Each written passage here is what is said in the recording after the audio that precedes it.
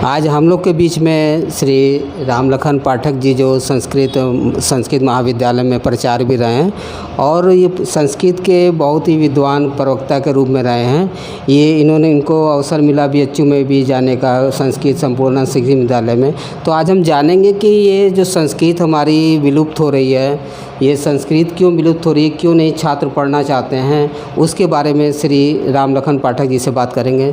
Sir, आपका स्वागत है। श्री रामलखन पाठक जी, आप आज के डेट में जो संस्कृत हमारी जो बच्चे जो हैं विलुप्त हो रही है, मतलब संस्कृत विद्या जो नहीं पढ़ना चाहते हैं, मतलब क्या आप मोटिवेट करना चाहेंगे कि बच्चे संस्कृत पढ़ें, इस विषय में भी थोड़ा रुचि लें, कैसे आप उनका मार्गदर्शन करना चाहेंगे श्री रामलखन पाठक जी? संस्कृत जो है सम उपसर्ग है, हाँ, और कृत प्रत्यय है, तो उससे संस्कृत बना है जी। संस्कार, संस्कृत माने संस्कार की भाषा जी जी। यह जो भाषा है हमारे संस्कृति से जी एकदम जो है मिश्रित है जी। इसको संस्कृति से संस्कृत को अलग नहीं किया जा सकता। जी जी। संस्कृति का मतलब है मेरे जो आचार व्यवहार जो है और प्रत्येक जो नियम हैं और धार्मिक व्यवहार हैं वो सब के सब हमारे संस्कृत में हैं। जी जी। और इतना ही नहीं, प्राचीन काल में हमारे यहाँ चरक, सुश्रुत जैसे बड़े बड़े जो है चिकित्सक हुए हैं और हमारे चिकित्सा शास्त्र से लाइब्रेरियाँ आज भी भरी हैं। यद्यपि मुस्लिम पीरियड में आक्रमणकारियों ने हमारे ग्रंथों को बहुत सा जला दिया, फिर भी जो शेष हैं उनकी भी संख्या बहुत है। जितने आयुर्वेदिक कॉलेज हैं उसमें सारे आयुर्वेद के ग्रंथ जो हैं, हाँ, वो संस्कृत में ही हैं। जैसे कि नाड़ी परीक्षण में आया है कि मंदाग्नि क्षीण धातुश्च नाड़ी मंदकरा भवेत। मंदाग्नि माने सुपाच्य न होना भोजन जी। क्षीण धातु माने जो वो शरीर का जो धातु है वो क्षीण हो जाना, ये दोनों के कारण नाड़ी जो है मंद हो जाती है। नाड़ी की गति जो ये है वो धीमी पड़ जाती है। तो ये सारा का सारा चिकित्सा शास्त्र जो है हमारा संस्कृत में ही है।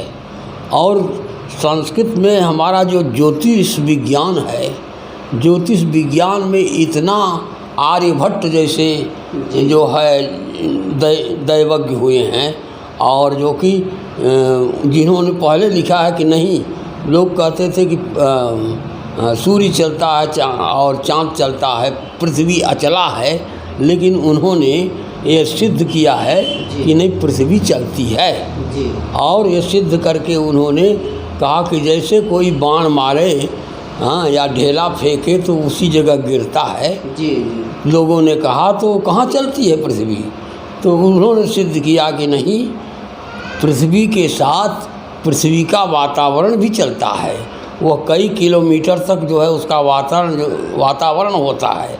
तो आर्यभट्ट के सिद्धांत के अनुसार ही पाश्चात्य देशों ने भी जो है इसको। सर, मैं 2 मिनट आपका चाहूँगा। जैसे आपने कहा कि संस्कृत जो है इतनी अच्छी भाषा है, देवतुल्य भाषा है, मतलब प्राचीन हमारी ये लैंग्वेज कही जाती है, भाषा कही जाती है, तो क्या लगता है कि आज के डेट में क्यों विलुप्त हो रही है? क्या करना चाहिए गवर्नमेंट को, क्या कदम उठाना चाहिए कि संस्कृत बच्चे उसमें रुचि लें? जैसे मैथ में हर गार्जियन चाहता है कि हमारे बच्चा डॉक्टर बने, इंजीनियर बने, तो संस्कृत पढ़ने का फ़ायदा क्या, बेनिफिट्स क्या, बच्चों को कैसे हम मतलब उनके में रुझान डालें कि वो बच्चे जो हमारे हैं संस्कृत के लिए मतलब जुझारू हो कि नहीं, उनको पढ़ना चाहिए, इसका ये बेनिफिट्स है, जो हमारी पुरानी भाषा है या परंपरा है वो थोड़ी बची रहे। और मतलब देखा जाए तो कहीं ना कहीं इसमें साइंस भी संस्कृत से जुड़ा हुआ है। आज के डेट में साइंस हमारा क्या उस संस्कृत पे ही कहीं ना कहीं उसकी रूपरेखा तैयार की गई है। आज की डेट में वही साइंस डेवलप कर रहा है, लेकिन रूपरेखा हमारी पहले डिजाइन कर दी गई थी संस्कृत में ही। तो आप क्या कहना चाहेंगे, मतलब गवर्नमेंट क्या करे, इसमें क्या कठोर कदम उठा सकती है, क्या गाइडलाइन जारी कर सकती है जिसमें बच्चे जो है मतलब रुचि इसमें पैदा कर पाए? सर ऐसा है कि गवर्नमेंट के कदम, केवल गवर्नमेंट के कदम उठाने से जी जो है संस्कृत पढ़ने की तरफ रुचि नहीं होगी। जी जी नौकरियां आप दे दीजिए हजारों, हाँ जी, और जो है लड़कों में पढ़ने की भावना ना हो, नकल की भावना हो, अनुकरण की भावना हो, हाँ उनका जो है शास्त्र और संस्कृत विद्या पढ़ने का में रुचि ना हो जी, और केवल सर्टिफिकेट लें और सर्टिफिकेट लेकर के टहलें, जी तो गवर्नमेंट ने तो पहले से संस्कृत पे बड़ा सुधार किया है जी और बहुत सी नौकरियां भी दे रही है। जी जी फिर भी संस्कृत का इतना जोर से पतन हो रहा है, जी। उसका कारण है जी। कि संस्कृत पढ़ने वालों में संस्कार का अभाव है। जी जी उनमें जो है आधुनिकता आ गई है, जी। हाँ, और उनमें पूंजीवाद आ गया है। जी मार्क्स ने कहा है कि जब तक पूंजीवाद रहेगा धरती पर तूफान रहेगा। जी हाँ, तो जो है ये जो है पूंजीवाद की तरफ, पूंजी की तरफ इनकी प्रवृत्ति हो गई है और ये त्याग और तपस्या की विद्या है। जी, ये पूंजी बटोरने की विद्या नहीं है। जी। साधारण वेश में रहिए, अपना अध्ययन कीजिए। और ये लिखा है कि ब्राह्मणो निष्कारणम षडंगो वेदो अध्येयो ज्ञेयश्च। ब्राह्मण को बिना प्रयोजन के, बिना किसी स्वार्थ के, हाँ, जो वेद के 6 अंग हैं, ज्योतिष है, व्याकरण है, मीमांसा है, इत्यादि जो 6 अंग हैं और वेद है, उनका अध्ययन बिना लालच के, बिना उससे पढ़ना चाहिए। लेकिन ब्राह्मण इतने लालची हो गए हैं, हाँ, कि समाज उनको बहुत मानता है, क्योंकि सारा संस्कार जो है संस्कृत में ही है। समाज से चाहे तो ये मैं अपनी कहानी कह रहा हूँ कि जिस कॉलेज में मैं पढ़ाता था तो मुझे लोगों ने सस्पेंड कर दिया था, टर्मिनेट भी कर दिया था। लेकिन संस्कृत में ऐसा पढ़ा था कि उसी की विद्या के बल पर मेरे बच्चे भूखे नहीं मरने पाए और उतनी बड़ी हस्ती को, माने करोड़पति अरबपति हस्ती को झुका दिया मैंने। तो तात्पर्य यह है कि यदि कुछ भी जानता होगा, हाँ, संस्कृत, तो वैसे मुझे कोई कर्मकांड नहीं आता है, लेकिन मुझे अपने शास्त्र पर अधिकार है।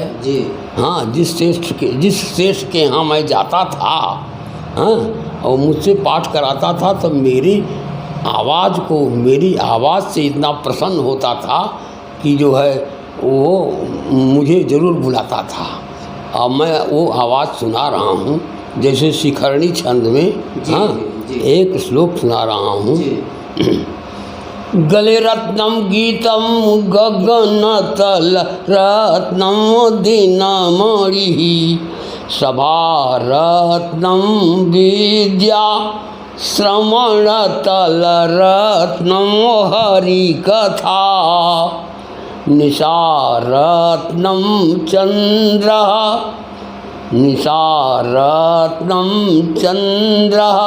शयन तल रत्नम शशिमुखी नदी रत्नम गंगा नृपति कुल रत्नम रघुपति। देख लीजिए कितनी ये मीठी भाषा है। थोड़ा सा सर इसका अर्थ बता देंगे तो और अच्छा लगेगा, जो आपने श्लोक जो बोला। इसका अर्थ है कि भाई दुनिया में गले का रत्न जो है हार नहीं होता है। तो गले का रत्न क्या है भाई? तो गीतम, संगीत जो है वही गले का रत्न है। तो गले रत्नम गीतम गगन तल रत्नम दीनमणि। गगन माने आसमान, आसमान का रत्न कौन है? सूर्य। सूर्य न रहे तो बेकार है आसमान। निशा रत्नम तो गगन तल रत्नम दीनमणि। और क्या है, संसार में जो है श्रवण तल रत्नम हरि कथा, भगवान की जो कथा है वो किसका रत्न है, कान का। हाँ, और निशा रत्नम चंद्र, रात्रि का रत्न क्या है, चंद्रमा, पूर्णिमा का चाँद जी। निशा रत्नम चंद्र। और शयन तल रत्नम शशि मुखी, पलंग का रत्न क्या है, सुंदरी। यदि सुंदरी न हो तो बेकार है। तो और नदी रत्नम गंगा, नदियों में रत्न माने श्रेष्ठ कौन है, गंगा है। और नृपति कुल रत्नम रघुपति, और राजा का रत्न, राजाओं के समुदाय का रत्न कौन है, राजा रामचंद्र जी हैं जी। तो तात्पर्य है कि ये जो है संस्कृत भाषा, इसमें 9 रस होते हैं, श्रृंगार, हास्य, करुण, रौद्र, वीर, भयानक, बीभत्स, अद्भुत और शांत। तो मैं आपको सुना रहा हूँ ये जो है, ये भक्ति रस जो है, ये आलम्बन विभाव की वजह से, माने उसके वजह से प्रेम है। ये भक्ति क्या है, प्रेम जी। ईश्वर के प्रति, बड़ों के प्रति प्रेम को भक्ति कहते हैं। अब बच्चों के प्रति के जो प्रेम है उसको वात्सल्य कहेंगे, और अपने पत्नी के प्रति जो प्यार होता है उसको श्रृंगार कहेंगे। और दूसरे की पत्नी से यदि प्यार हो जाए तो उसको श्रृंगार नहीं कहेंगे, श्रृंगाराभास कहेंगे। हाँ, तो इस तरह से मैं उसकी व्याख्या कर रहा हूँ कि जो है, अच्छा श्रृंगार रस का अच्छा भक्ति रस का जो है तो मैं सुना रहा हूँ जी। हाँ, माता जो दुर्गा माँ का, हाँ जी, कह रहे हैं शंकराचार्य जी कि न मोक्षस्याकांक्षा भव विभव वांछा पीच न में, न विज्ञानापेक्षा शशि मुखी सुखेच्छा पीना पुनः, अतस्त्वं संयाचे जननी जननम यातु मम वै, मृडानी रुद्राणि शिव शिव भवानीति जपत। अस्य अयम अर्थ अस्ति, इसका यह अर्थ है कि हे माँ, मुझे मोक्ष नहीं चाहिए। तो भाई बेटा क्या चाहिए, कहें धन चाहिए, कह भव विभव वांछा पीचना में, संसार का धन भी नहीं चाहिए, संसार शंकराचार्य कह रहे हैं। तो कहें ज्ञान चाहिए कि न ज्ञान चाहिए, कि न विज्ञानापेक्षा, कहें सुंदरी चाहिए, कहें शशि मुखी सुखेच्छा पीना पूना। शशि मुखी माने चंद्रमुखी सुंदरी, उसकी सुख की इच्छा नहीं है। तो क्या इच्छा है भाई, अतस्त्वां संयाचे जननी जननम यातु मम वै, हे जननी, मैं यही आपसे प्रार्थना करता हूँ कि मेरी जिंदगी भवानी, भवानी कहते हैं भवस्य स्त्री, भवानी भव माने शंकर जी, भवानी कहते हैं। रुद्राणी, रुद्र माने शिव का नाम है, उनकी स्त्री का नाम रुद्राणी। और भवानी रुद्राणी शिव शिव मृदानी रुद्राणी, शिव शिव कहते, शिव शिव करते मेरी ज़िंदगी बीते, यही चाहते हैं। तो ये संस्कृत में, ये मैं अभी आपको उदाहरण दिया। वीर रस में भी, वीर रस में जो है वहाँ टावर की मात्रा ज़्यादा रहेगी। जैसे लंकापुरी का वर्णन है, चौहट्ट हट्ट सुभट्ट मीठी, चारु पूर्व बहुविध बना। हट्ट हट्ट टकार की संज्ञा ज़्यादा है। और जहाँ या म ङ ण नम नाक नासिका से उच्चारित जो वर्ण हैं जो आते हैं उसमें जो है वो श्रृंगार रस में होता है। हाँ, वो करुण में होगा।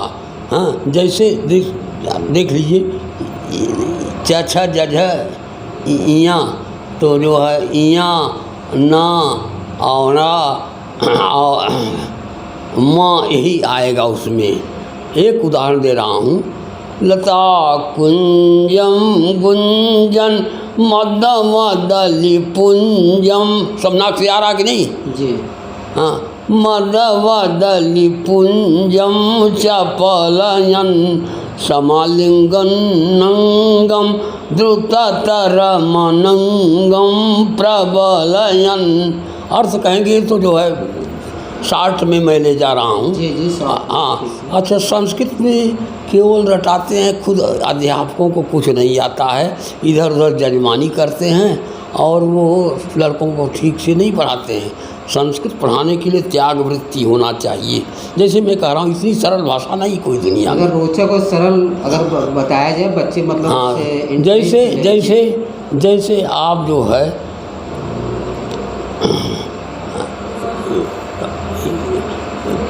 पीयूटी, हाँ पुट भी होता है, बीयूटी बट भी होता है, उसमें आपको एक एक अक्षर रटना पड़ता है जी। हाँ, यहाँ रटने की ज़रूरत नहीं। राम जाता है, राम जाता है, तो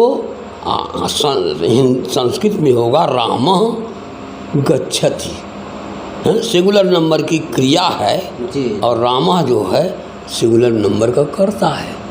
अच्छा, उसके बाद दो राम जाते हैं तो वहाँ क्या होगा? रामौ गच्छता।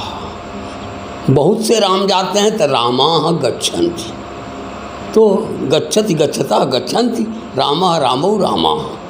हाँ, और वो इंग्लिश में क्या होगा? वह जाता है, हाँ, ही गोज। हाँ जी। और हमारे यहाँ सह गच्छति, सब प्रोनाउन है जी, सर्वनाम है, सह गच्छति। वे दोनों रूल सब में फॉलो हैं। हाँ। मतलब कि आप ऐसा नहीं कि मतलब संस्कृत में जो है चीज़ें बोल रहे हैं। हाँ। देखा जाए तो वो मतलब सभी विषयों से कहीं ना कहीं एक कठिन, लेकिन टीचर को जो अध्यापक को उसको रोचक बनाना चाहिए, जिससे बच्चे जो उसमें उत्साहित हों, मतलब सरल चीज़ों को मतलब चीज़ों को इंडिकेट करें और उनको बताए कि कोई कठिन लैंग्वेज नहीं है और इसके यूज किया है कहाँ का। ऐसा जैसे आपने बताया कि संस्कृत अगर कोई पढ़ ले तो कोई भी मान लिया, ये तो माना सही बात है कि आदमी भूखे नहीं रह सकता, क्योंकि आजकल जो भी शुभ काम काज कहीं भी हो रहा है, एक साइंस भी मानता है कि संस्कृत कुछ है, क्योंकि चीज़ें जब भी शुरू की जाती हैं, कोई अच्छा काम करता है तो वहाँ पे ज़रूर मतलब कि भगवान का या गॉड का आह्वान करते हैं लोग, हम लोग मतलब एक श्लोक के माध्यम से या संस्कृत की भाषा के माध्यम से भी चीज़ों को कहीं ना कहीं रिप्रेजेंट किया जा रहा है, मतलब कहीं ना कहीं उसका यूज किया जा रहा है। लेकिन तब भी जो है आज के डेट में बच्चे जो हमारे मतलब कि वो रोचक एक विषय के रूप में नहीं पढ़ पा रहे हैं, जिस हिसाब से उनको उत्साहित होना चाहिए कि उनको लगता है कि इसमें नहीं है। लेकिन आज के डेट में देखा जा रहा है गवर्नमेंट भी इस पर काम कर रही है, धर्मगुरु और भी कई तरीके की चीज़ें, जैसे आज के डेट में ऐसा नहीं कि नहीं इतने मतलब मंदिर और चीज़ें खोली जा रही हैं, तो कहीं ना कहीं जजमान और ये चीज़ों की भी आवश्यकता हो रही है कि संस्कृत का अच्छा ज्ञान हो तो चीज़ों को कहीं ना कहीं मतलब बेनिफिट साबित हो रहा है। तो मैं यही चाहूँगा कि संस्कृत बच्चे पढ़ें और उसमें अपना रुझान रखें। ऐसा नहीं कि ये कोई विषय ख़राब नहीं है कि बच्चे मतलब इसमें अपना एक अट्रैक्शन यहाँ से ख़त्म करें, जो पढ़ना चाहते हैं संस्कृत को लें और अच्छे पद पे भी इससे पहुँचा जा सकता है। ऐसा नहीं कि इससे अच्छे पद पे नहीं पहुँचा जा सकता, इससे भी अपॉर्चुनिटी है। मैं गुरुजी से यही कहूँगा कि श्लोक के माध्यम से इसका समापन करें और कुछ मतलब नई पीढ़ी को और क्या संदेश देना चाहते हैं, तो गुरुजी संक्षेप में इस पर थोड़ा सा प्रकाश डालें। मैं नई पीढ़ी को यही संदेश देना चाहता हूँ कि दीर्घम पश्चिमाह्रस्वम, दूर दृष्टि रखो, समीप में ही न देखो। और विद्या पढ़ने वाले तत्काल लाभ देखते हैं, संस्कृत विद्या तत्काल लाभ नहीं देती है, और जब देती है तो छप्पर फाड़ के देती है। और इसमें जो है परिश्रम करिए, तो लिखा है कि सरस्वती जो है किसी को भूखा नहीं मार सकती है जी। हाँ, और यदि आप हवाई जहाज़ से और जो है रंग रूट की तरह, रंगबाज की तरह चलेंगे तो उसके लिए संस्कृत विद्या नहीं है। हमारे मोहल्ले में हमको भले ही इतना लल्लू बुद्धू ही समझते होंगे बहुत से लोग, लेकिन इसलिए कि मैं जो है ज़्यादा वो शौकीनी से और जो है बढ़िया कपड़ा नहीं पहनता हूँ। विलासितापूर्ण एकदम सरल साधारण मतलब जीवन नहीं है जी। लेकिन चाप के खाता हूँ, दंड बैठक कसरत करता हूँ, समझ गए। और जो है मुझे पैसे की कमी कभी नहीं होती है कि मैं किसी से उधार लूँ, समझ गए। थोड़े में अपने में ही सीमा में चलो जी। और लोग सीमा में ना चल करके सीमा का अतिक्रमण करते हैं और जो है अतिक्रमण करने से इधर उधर दांत चियारते हैं। वो जो है दांत चियारना पड़ता है तो जो है अपनी आवश्यकता में ही खर्च करना चाहिए। हाँ, आवश्यकता को ज़्यादा बढ़ाना नहीं चाहिए। हाँ, रोटी कपड़ा मकान यही मनुष्य की आवश्यकता है और हवाई जहाज फलान दिमाग ये सब नहीं होना चाहिए। थोड़ा सर समापन का अब समय होता जा रहा है, तो मैं चाहूँगा कि श्लोक के माध्यम से आप इसको समापन करें। इस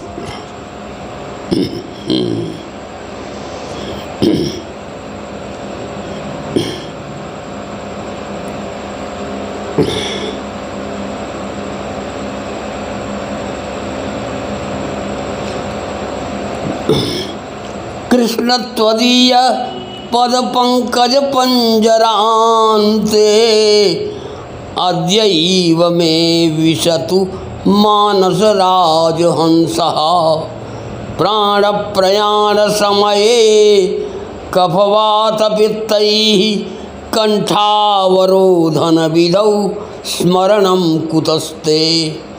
हे कृष्ण भगवान जो हंस है आज ही प्रवेश कर जाए। तात्पर्य है कि मेरा मन आज ही आपके चरणों का ध्यान कर ले।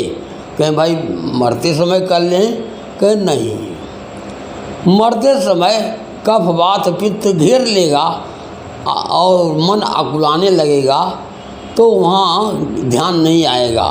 प्राण प्रयाण समय कफ वात पित्तैः, कफ वात और पित्त घेर लेंगे तो कंठावरोधन विधौ स्मरणम कुतस्ते। और जब गला रुक जाएगा तो कहाँ स्मरण होगा, कभी स्मरण नहीं हो सकता है। इसलिए मैं यह आपसे कह रहा हूँ, इसलिए कि रे चित्त चिंतय चिरम चरणौ मुरारे। हे मेरे दिल मुरारे चरणौ चिलम चिंतय, भगवान के चरणों का बहुत दिन तक ध्यान करते रहो। क्यों कि पारम गमिष्यसि यतो भवसागरस्य, जिसकी वजह से तुम भवसागर को पार कर जाओगे। कहे पिंडदान देगा बेटा, हाँ बेटा पोता और बीवी, कहे नहीं ये सब स्वार्थ के सखा हैं। हाँ, पुत्रा कलत्र इतरे नहीं ते सहाया। पुत्र कलत्र मने बीवी, इतरे मने बंधु बांधव, ये नहीं सहयोग कर पाएंगे। हाँ, तो कैसे इनको कैसे देखना चाहिए। सर्वम विलोकय सखे मृग तृष्णिका भम। मृग तृष्णा जैसे होती है, मृग तृष्णा आप लोग नहीं समझते हैं।